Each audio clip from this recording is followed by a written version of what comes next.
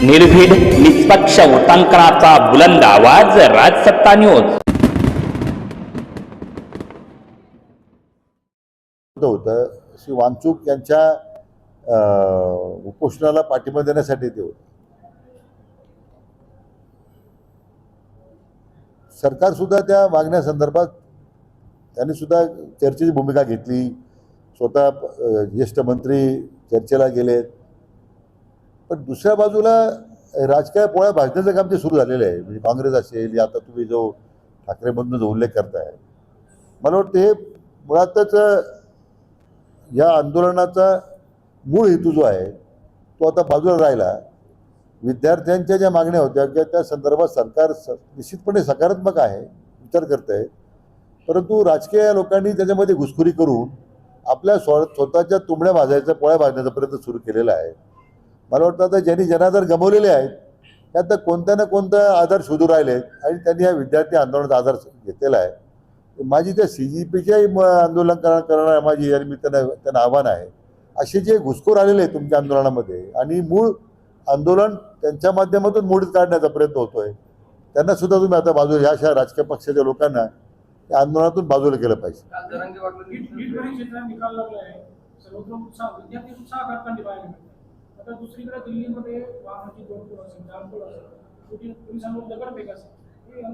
हे माझा मुद्दा तोच आहे की एकतर आंदोलनाला बदनाम करण्याचा प्रयत्न होतोय आणि आंदोलकांमध्ये जे घुसखोरी घुसलेले आहेत.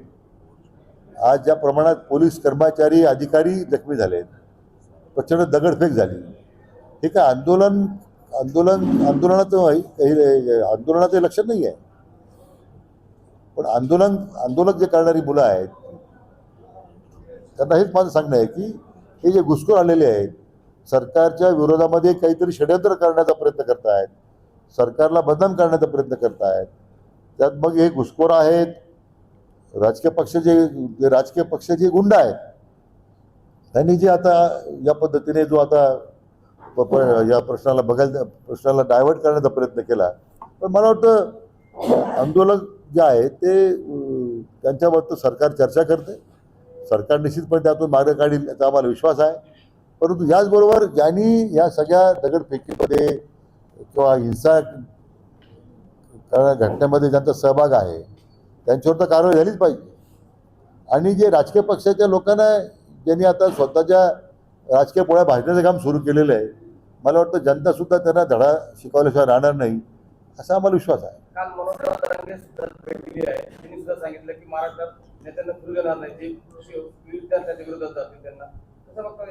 असं आहे की जरांगे पाटलांना माझं एवढं सांगणं आहे की सरकार त्यांच्या विरोधात नाहीच आहे ना.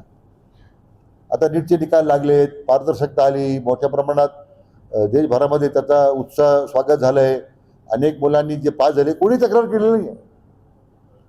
नीटच्या निकालाविरुद्ध लक्षात घ्या, एक मुद्दा लक्षात घ्या, कोणी तक्रार केलेली नाही आहे. इतकं सरकारने त्यानंतर पारदर्शकते पद्धतीने ते काम केलेलं आहे. जे लोक दोषी होते आज महाराष्ट्रातल्या कोचिंग क्लासचे लोक त्याच्यामध्ये आढळले.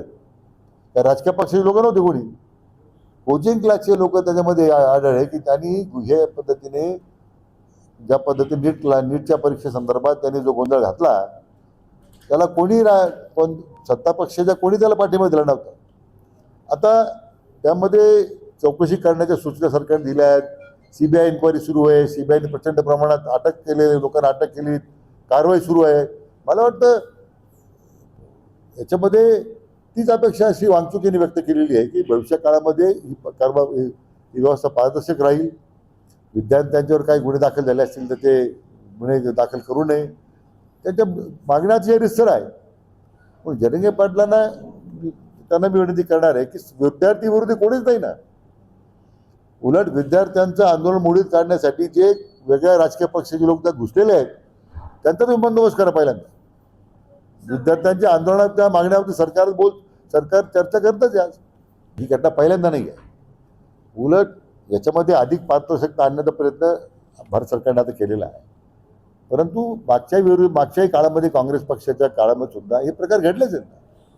पण मी जो मुद्दा सांगत होतो की ज्यांचं आता जनाधार संपलेला आहे अशी लोक त्या आंदोलनाच्या पाठीमागे बसून आपल्या स्वतःच्या तुंबड्या भरण्याचा राजकीय पोळ्या भाजण्याचा प्रयत्न करतायत. याचा मला वाईट वाटतं. विद्यार्थी आंदोलनाच्या बद्दल हे मुद्दा नाहीच आहे. सरकार त्यांच्याशी बोलतात, मी सांगितल्याप्रमाणे चर्चा झाली, त्यांच्या मागण्या समोर आल्या, सरकार त्यामध्ये चर्चा करतंय. परंतु यांना विरोधी पक्षाला चर्चाच होऊ द्यायची नाही आहे. त्याने आंदोलन बदनाम करायचं आहे.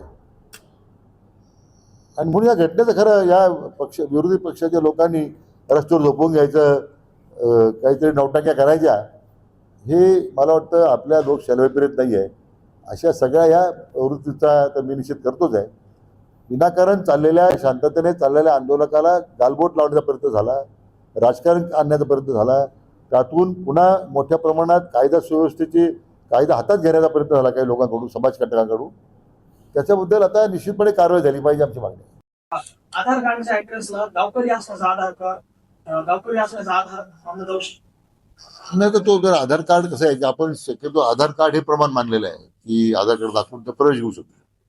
आता काही बनावट आधार कार्ड केले असतील किंवा फेक आयडी केल्या असतील तर त्याचा ते एकदा आपला मुद्दा बरोबर आहे, पण त्याला काय तर पर्याय आपल्याला करता येईल तर निश्चितपणे विचार करावा लागेल. आता इथं आणखी धक्कादायक माहिती आहे की फेक आयडीवर लोक आता निघालेले आहेत.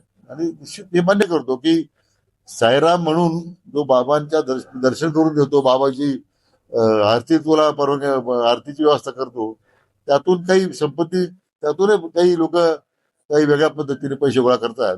पण आता बऱ्यापैकी मधल्या काळाच्या काही नियमावलीवर त्याला अटकाव आलेला आहे. पण आपण म्हणतो त्याप्रमाणे ते तशी चौकशी करू.